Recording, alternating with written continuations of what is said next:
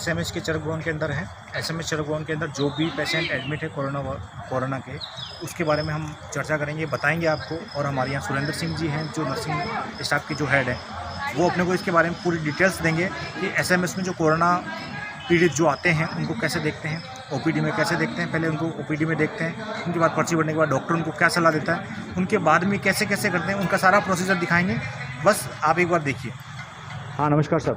हाँ नमस्कार जी सर। मैं ये कहना चाह रहा था आपको कि जो अपने कोरोना वायरस के पीड़ित जो आ रहे हैं, आप उनको कैसे देखते हैं, आप मुझे बताएंगे थोड़ा सा। हाँ बिल्कुल। चरक भवन के अंदर 23 मार्च से चरक भवन को 23 मार्च से राजस्थान सरकार ने कोरोना के डिपार्टमेंट के लिए डे केयर सेंटर के रूप में और ओपीडी के रूप में स्थापित किया है। तो 23 तारीख से यहाँ पेशेंट जो भी हमारे पेशेंट जो चरक भवन में आ रहे हैं, वो JLN मार्ग से हमने 7 नंबर गेट से उनकी एंट्री दे रखी है। 7 नंबर गेट से पेशेंट आता है, आने के बाद रजिस्ट्रेशन काउंटर स्टार्ट कर रखा है जो 24 घंटे सेवाएं दे रहे हैं। रजिस्ट्रेशन काउंटर में रजिस्ट्रेशन काउंटर पर पेशेंट आता है और रजिस्ट्रेशन कराने के बाद कोरोना ओपीडी नाम से 24 आवर 24 घंटे की सेवाएं कोरोना ओपीडी में चल रही हैं। और नर्सिंग स्टाफ, डॉक्टर्स, हमारे गार्ड्स और हमारे सहायक कर्मचारी उपस्थित रहते हैं। वो पेशेंट को चेक करते हैं।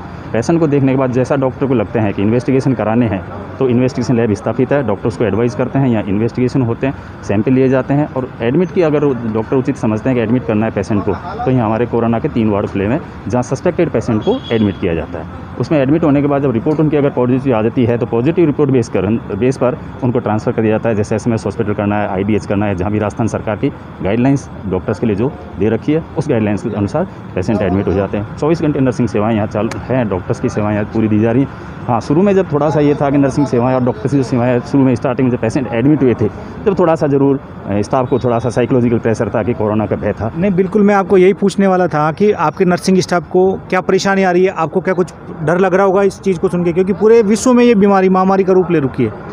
आप ये देखेंगे कि कितने लोग परेशान हैं, इटली देखें, अमेरिका देखें, सब लोग परेशान हैं।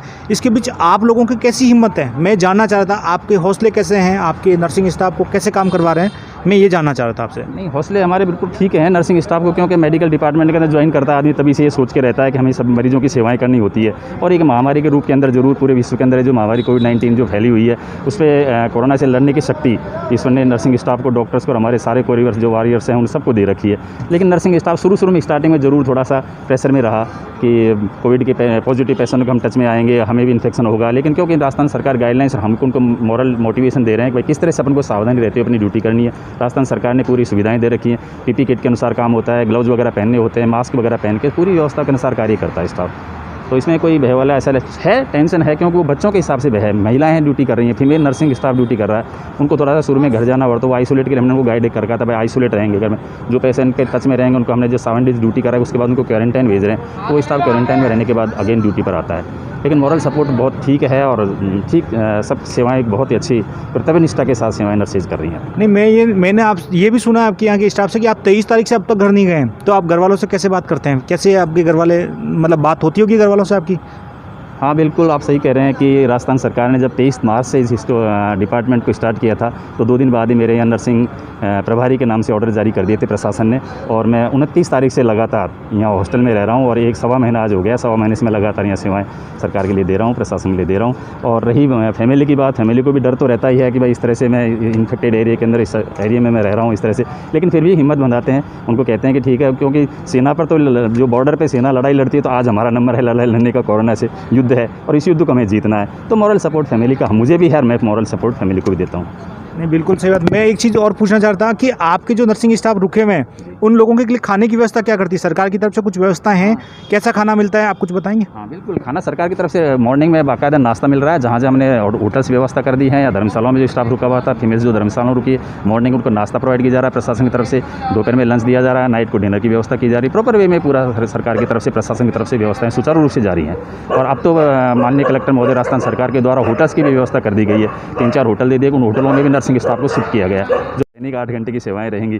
क्योंकि मैं नर्सिंग प्रभारी मुझे जो बनाया गया है, तो प्रभारी होने के नाते मेरा मॉरल ड्यूटी बन जाती है कि मैं सभी स्टाफ को साथ लेकर उनका काम को लूँ। और 24 घंटे की मतलब नाइट ड्यूटी में भी अगर किसी स्टाफ को कोई भी बात होती है, तो मैं फ़ोन पर, मोबाइल पर और यहाँ उपस्थित होने के लिए तैयार रहता हूँ और अपनी सेवाएं सुचारू रूप से देने की पूरी कोशिश कर रहा हूँ।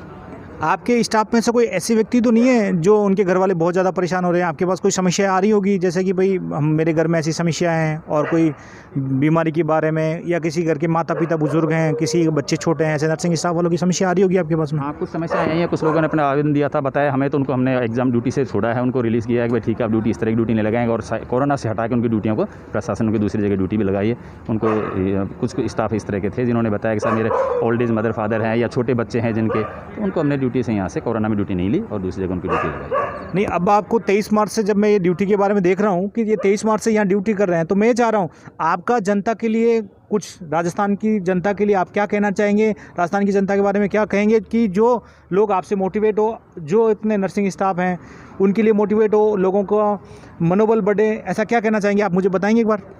देखो मैं जनता से तो मैं यही कहना चाहूँगा कि आप समझें इस बात को कि जब हमारी भारतीय सेना ने हमारी परिस्थितियों को समझा है और उन्होंने हमारे सम्मान के अंदर परसों जो पुष्प वर्षा सवाई मान सिंह हॉस्पिटल पूरे इंडिया के अंदर ही सब जगह उन्होंने पुष्प वर्षा कर हमारे वॉरियर्स का जो मान सम्मान बढ़ा है वॉरियर्स का, तो मैं ये कहना चाहूँगा कि प्रशासन के साथ साथ जो राजस्थान सरकार, हमारा चिकित्सा एवं स्वास्थ्य विभाग जो गाइडलाइंस जारी करता है, उस गाइडलाइंस को जनता पूर्ण रूप से फॉलो करे और लॉकडाउन का पूर्ण रूप से पालन करे। और जहाँ भी जो पेशेंट, अगर मान लो उनको पता चलता है किसी तरह के पेशेंट जो हैं उनको डाउट कोई है, तो इमीडिएट आके अपना ट्रीटमेंट के लिए आउटडोर में ज़रूर पधारें और अपना ट्रीटमेंट लेवें, जिससे कि और दूसरे साइड के अपने जो फैमिली मेम्बर हैं, अपने पड़ोसी हैं, अपने और कोई भी है, वो इन्फेक्टेड उसमें नहीं आए।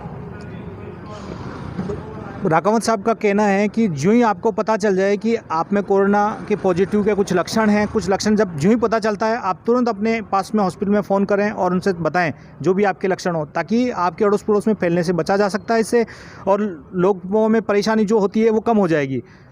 अब मैं ये चाहूँगा कि जो सुरेंद्र जी है यहाँ पे, सुरेंद्र जी की तरफ से आपको बहुत बहुत धन्यवाद देता हूँ, आपके सभी स्टाफ वालों को बहुत बहुत धन्यवाद देता हूँ।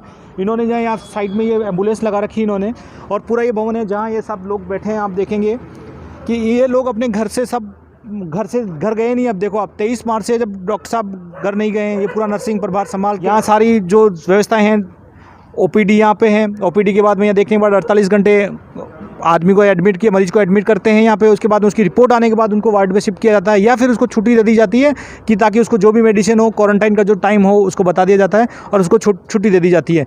धन्यवाद। अतुल्य संसार, आपकी खबरों का संसार। आप हमारे चैनल को लाइक और सब्सक्राइब करें, और हम आपसे यही निवेदन करेंगे कि ये कोरोना महामारी विश्व महामारी है। प्लीज़ आप अपने घरों में रहें, अपना और अपनों का ख्याल रखें। धन्यवाद। जय हिंद, जय भारत,